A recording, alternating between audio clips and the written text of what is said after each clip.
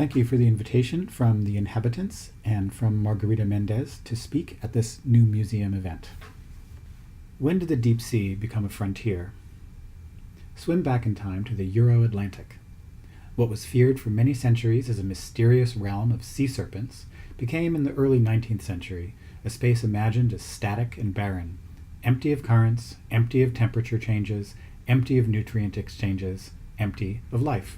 Naturalist Edward Forbes held in the 1840s that below about 300 fathoms, 1,800 feet, there existed a probable zero of life, as he called it, an azoic zone. In the wake of Darwin, this netherworld came back to life. Darwin postulated that stable environmental conditions in the deep might actually support organisms that had changed little over Earth's history.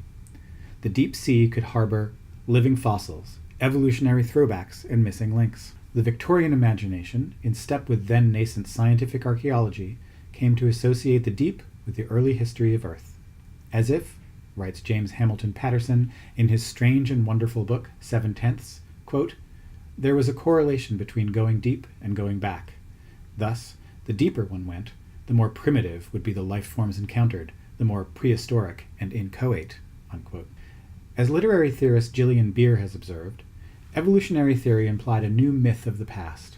Instead of the garden at the beginning, there was the sea and the swamp. Such visions informed late 19th century naturalist Thomas Huxley's belief that the seafloor was covered in a primordial ooze, a substance he called Bathybius haeckelii, in honor of Ernst Haeckel, the German biologist who had postulated the existence of a protoplasm from which all life had descended, which he named Urschleim. When naturalists on the first oceanographic voyage, on the HMS Challenger in the late 19th century, demonstrated that Huxley's Bathybius was simply a precipitate of calcium sulfate, an artifact of storing deep-sea mud samples in bottles filled with alcohol, the goo vanished as an object of study. But associations of the deep with the ancient endured, and the figure of the sea monster resurfaced, often dressed in dinosaurial garb. There now came a shift from understanding the sea through the frame of biblical chronology to comprehending the ocean through secular, geological, and evolutionary attitudes. By the end of the 19th century, naturalists had revised their accounts of the deep, calling into question views of the abyss as a timeless lair to living fossils. When creatures dredged from the deeps during the laying of undersea telegraph cables were revealed to be both familiar and novel forms of life, and not, say, trilobites. In the 20th century, marine science found the recesses of the deep to be full of creatures, anemones, squat lobsters, sea cucumbers, and much else, living in environments as dynamic as anything terrestrial. Much of this discovery unfolded in connection with U.S. military work during the Cold War. Anti-submarine warfare research, organized around technologies of deep listening, disclosed layers of sea life migrating between depths, and picked up underwater rumblings that turned out to be volcanic eruptions and seaquakes, often epicentered at subduction zones where one tectonic plate moves beneath another, or at mid-ocean ridges where seafloor spreading originates. Deep volcanism provided a key piece of evidence in the theory of continental drift. Some of the more fine-grained characteristics of undersea volcanic sites could not be fully investigated until the U.S. Navy declassified its maps of the seafloor after the Cold War. One reason locations of deep-sea fissures were not made public previously was that they held deposits of nickel, copper, and manganese, minerals with industrial and military applications. The United States sought to appropriate knowledge of and access to these resources, casting the deep as a site for national secrets. In 1977, geologists diving in submarines on the undersea Galapagos Ridge in the eastern Pacific Ocean first located hydrothermal vents. Seawater, they learned, seeping into the mid-ocean ridge, heats to great temperatures and reacts with magma, exiting vents as plumes of black smoke. In 1979, biologists found a bevy of organisms adapted to life in the vicinity of mineral plumes.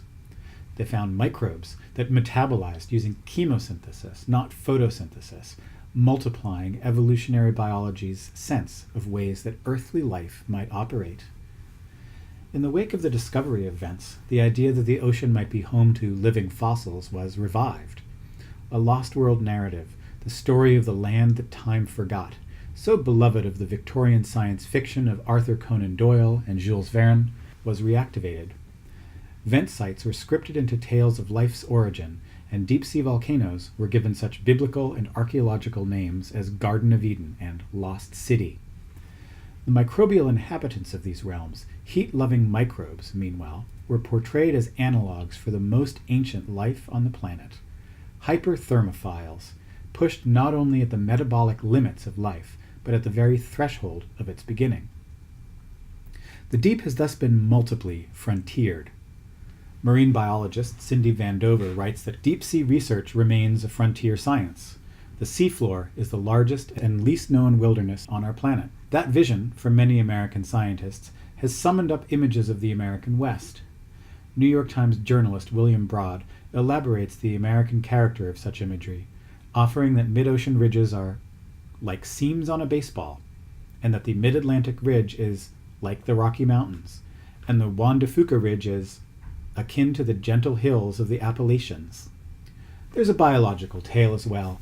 The quest for chemical compounds and genes in the bodies of such creatures as deep-sea vent microbes rewrites the ancient life-giving ocean as a techno-scientific frontier to be explored with a can-do commitment to comprehending, taming, and commercializing a vast wilderness.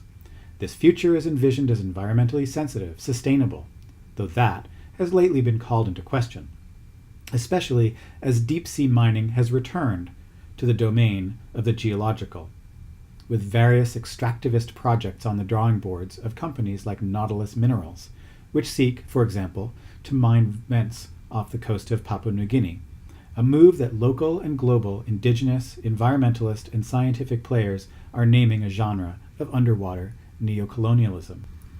I call attention to a piece calling for protection of deep-sea sites that I have had the privilege of joining on as a co-author with, among others, Cindy Vandover. It's just out in Marine Policy. I wish I could be there with you in real time to discuss how to unthink, undo, and fracture this frontier.